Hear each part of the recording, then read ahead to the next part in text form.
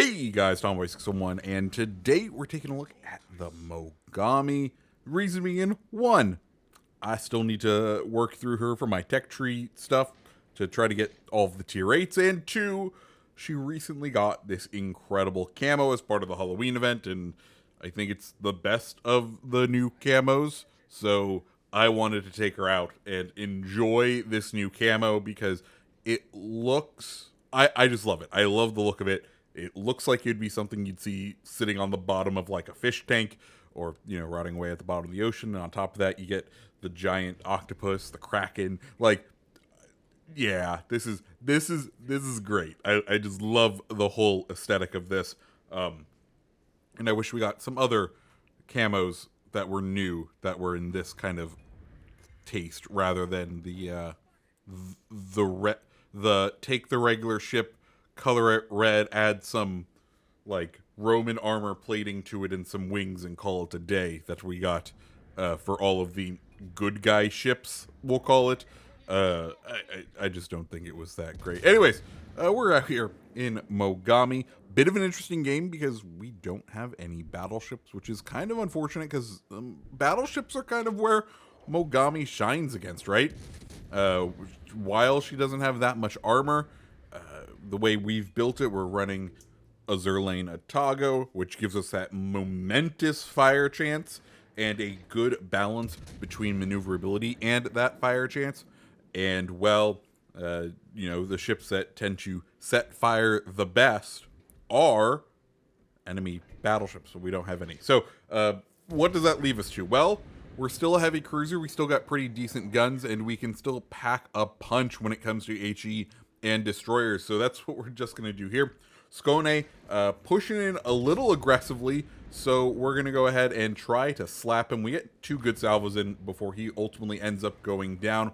In that time, though, our dear destroyer, our Friesland, takes a massive amount of damage, so he does need to be cautious for the remainder, and he does also need to be quite cautious because, well, Indianapolis is on the other team. I don't know if he had been radaring yet or if he could try to move into contention, but we do want to go ahead and eliminate him. We got a couple of good salvos early on into that Indianapolis, and we're going to go ahead and maintain the HE just because he's not broadside to us yet. But we want to eliminate him because he's going to be the next biggest threat to our Friesland, and I do feel bad for the Friesland because if there's a ship that wasn't designed to go up against the cruisers, that was definitely designed to farm the battleships, it may be Friesland. But anyways, we get a good 6 hits there, and we're gonna go ahead and use the map border to bump. More importantly, what we're doing here is also just kind of analyzing the battlefield. If you noticed, our team kind of gave up B, and they're going to need help over there. So we've all but secured this side over at C, and we're kind of confident in our team's ability to go ahead and finish up here at C. But we want to be where our team is not, and we can clearly see the flow of our team is not going towards B. In fact, it looks like the 2 ships that kind of fled from there, that Talon and the Black, they're continuing this sort of retreat. We got the Talon in full reverse currently, so we're gonna head over there, try to provide distraction, try to provide a different ship or an additional ship, try to get our guns, and also that's just where the majority of the enemies are, and we want to do some damage. So reading the map here, realizing it's not gonna behoove us to try to chase that Suzuya up at sea, right? A lot of times when you're in matches with cruisers, you have to realize that once the cruiser starts turning the other way, if you follow them, you're just playing right into them, and it's gonna be easy damage for them. You kind of have to take your engagements, think about it, think about whether it's worth to try to spend the effort to go after them, or see if there is a more beneficial play that you can take place. And that's kind of our plan here. So we see this Ochakov, he's coming in, and he's coming around a little bit closer to the corner. But we can see as soon as we start firing, he's starting to turn out which is not good for us, right? Ochkov is one of those very maneuverable ships, one that is a pain to try to hit, especially when it's at the further ranges. So what we want to do, we're going to try to get in close to these islands over here, use that as cover, try to break line of sight on this Ochkov. Also, we can see this Atago's pushing in. We're going to shift our focus to the Atago, maintain some maneuvering as we fire at the Atago and try to get him knocked down. Of course, as soon as we flip over to AP to try to hit that Atago, Akazuki decides to open up. Good on him on waiting for us to fire. I think he was just waiting to try to kill this black. We go ahead, flip back over to HE, and we're going to slap him once, and then we're going to continue to push in. It doesn't look like he quite has his smoke back yet, though he does end up taking out our friendly destroyer. We get the next set of rounds off right before he's engulfed in the smoke, and then he pops up one more time. I guess his smoke firing range is quite far. He ends up going down, but we got some decent damage there. Exactly what we wanted. Cool. We've now eliminated all of the destroyers on the enemy team, and it is all just the cruisers. So what do we want to do here? Well, my goal now is to kind of try to push into the Atago, see what we can do. He's limiting his range, and if he can limit his range enough, we should be able to use one of the things that a lot of people don't like using on Mogami, the AP. Remember, it's a heavy cruiser. You got punch and Atago ain't exactly a well-armored ship.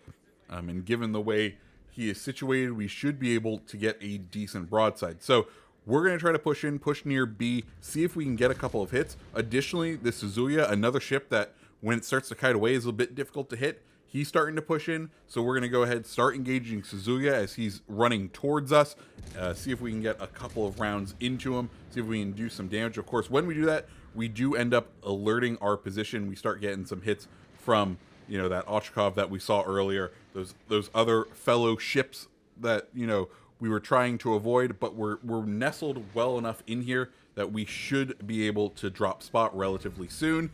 And we had some permafires on the Suzuya, and they just finished him off. Now we're only being spotted by the plane, taking a couple of HE spams here and there, and at this point, I feel like a lot of the ships that are left are just HE spammers.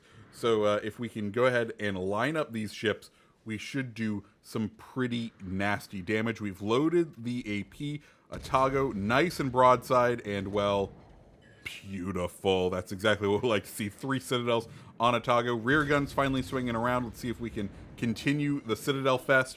Another Citadel there, and this should wipe out Atago right here. Yep, there it goes. Next up, another somewhat broadside Atago. We're gonna go ahead and dump torps just to be safe. See what we can do here.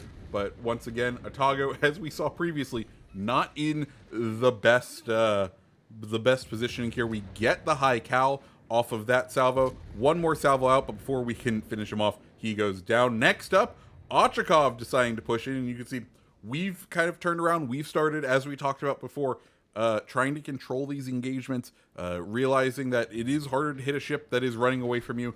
Ochakov pushing in, so that'll be nice for us. It seems that at this point, he's kind of committed. I think the enemy team, they had a decent chance with those 2 Atagos, but after losing them in such quick succession, it isn't going to go well from him. We're going to go ahead, dump the wonderful long-range torps, and then turn back in, try to start engaging this Ochakov, and see what we can do against him. Of course, he's nose in, so no chance of getting any Citadels with AP, so we'll see what we can do with fire. Of course, as we've been demonstrating, the fire on Mogami, perfectly good at doing some damage, and we're going to start trying to set those fires here as he starts to go broadside, which gives us the indication that after this salvo, we're going to go ahead and flip back over to the AP, because as we've seen, the AP can do some monstrous damage. We do pick up the Confederate right there, and then we're going to go ahead, salvo out for on the broadside Ochakov, and well,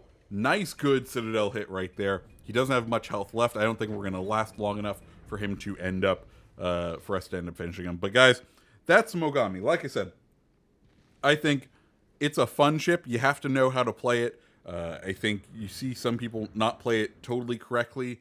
just wanting to keep the HE, remember you do have the AP and it can be pretty effective. So guys, if you liked the video, go ahead and hit the like button, hit the subscribe button, and I hope you have a fantastic rest of your day. See ya.